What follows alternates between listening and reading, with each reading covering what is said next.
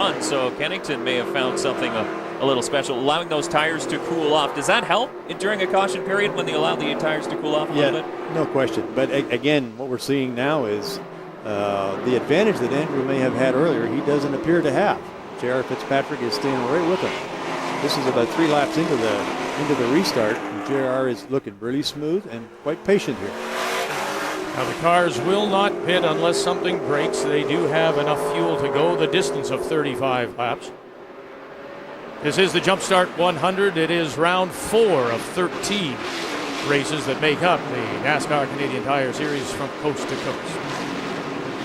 Kerry Mix in the Ford Fusion diving to the inside of Robin Buck, looking for a spot, but Buck strong on the outside. And Thompson Jr. trying to get inside Trevor Siebert as we have some action back of the front-running 3.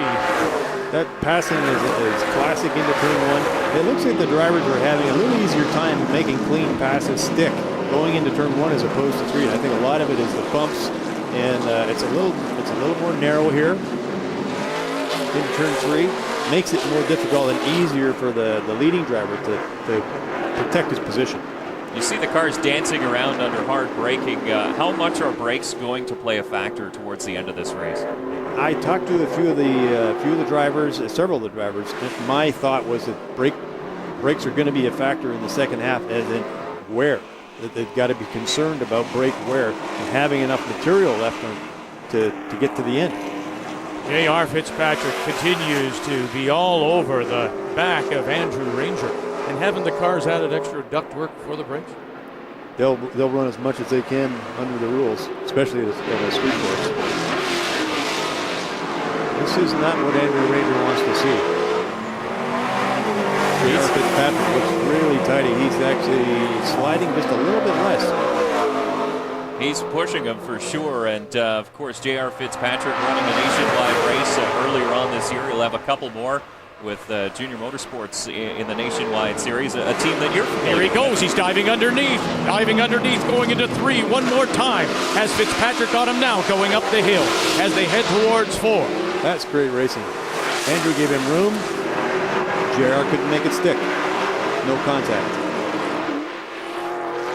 Through turn 6.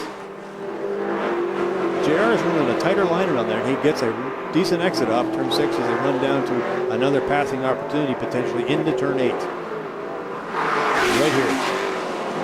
This is behind the food building, in behind and between the Horse Palace here at Exhibition Place. As J.R. Fitzpatrick tried it going in, was he close enough to do it?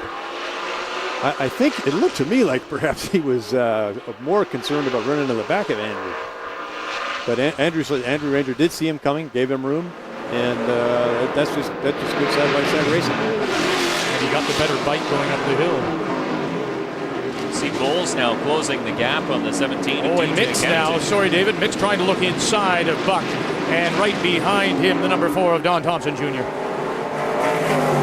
Buck in the 66 going to have a hard time. He actually ran wide in turn 1. Oh, and here's Thompson Jr. going inside a Mix. Kerry Mix didn't get a great exit, trying to make that pass stick. Didn't work. Now he's got his hands full.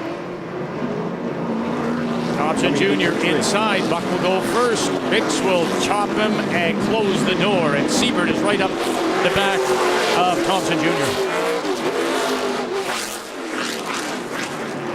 Kind of surprised that Thompson didn't make that pass stick. He seemed to be right up alongside the 0-2, but Kerry Mix out braking, and Trevor Siebert now with his hands full. Mark Dilley in the 9 car. There's a driver that we haven't talked much of pretty much all weekend long. Really, Dilley, not a road course specialist, but he has found speed this year. At Mosport, he was baffled at how well he qualified in that Park Source 3 number 9 Dodge.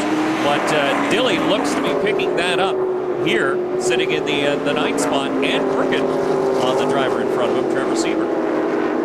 Again, I think the brake wear is going to be a factor. Some of the drivers may be conserving, and they're going to start to be a factor here in the second half.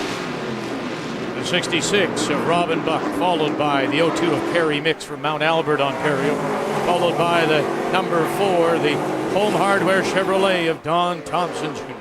See the 02 struggle to get the power down coming out of turn 2. Now he's got to block the position heading down the lakeshore into turn 3. Well, he tried the inside. Now he's going outside. And Mick says no as he squeezes him to the outside of turn 3. Siebert well on the outside there in the 69. You saw Lapsevich in behind him too, so the battle is picking up deeper in the field as well, with Mark Dilley in the middle of those two.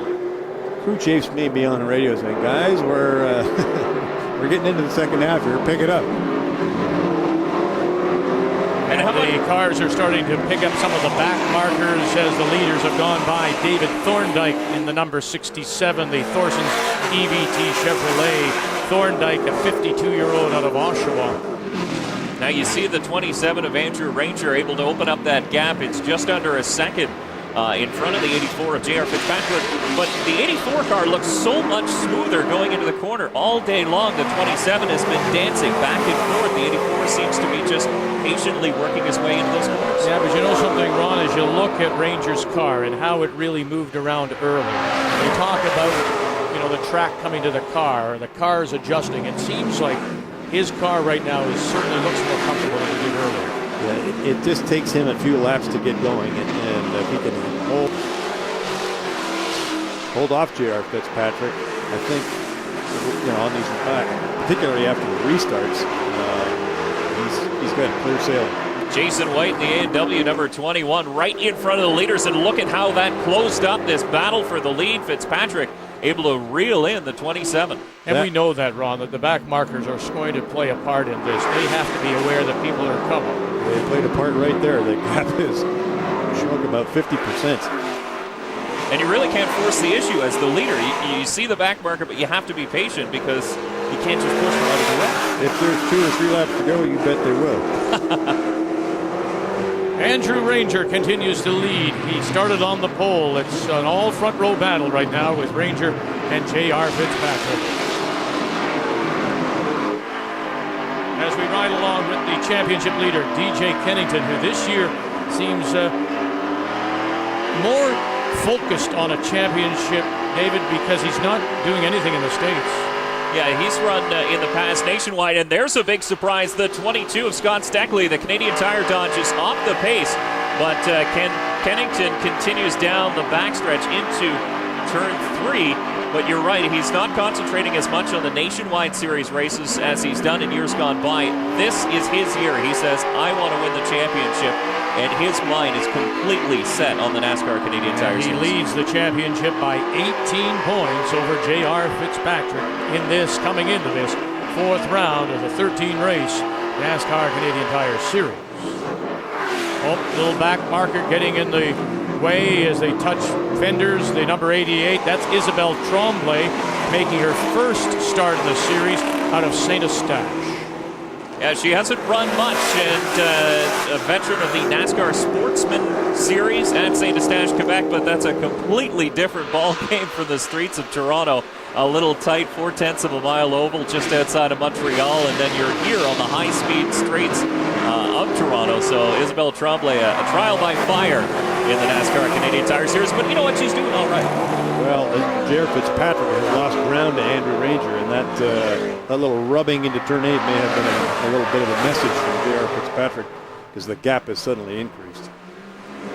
Oh, again, a little bit of the back end getting away on Ranger. He continues to lead over J.R. Fitzpatrick. This is the Jumpstart 100.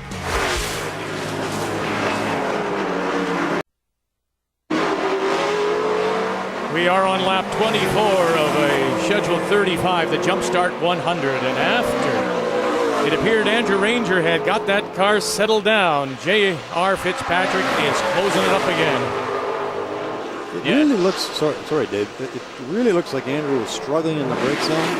Here he at the back end bouncing, wobbling around through the bumps, and at the previous lap he had a big moment and allowed J.R. Fitzpatrick to catch right up. J.R. showing a lot of patience. And his car looks Bowles has gotten by DJ Kennington to take over 3rd place. Yeah, well, it is starting to pick up. As Ron mentioned earlier, the crew chiefs are telling the drivers it's starting to get down to the nitty-gritty. We're 11 laps to go now in this one, so the drivers really have to know there's a sense of urgency. That driver you've been following for the last 5 laps, it's time to go. In the field of 31, we've had 5 retirements, fellas.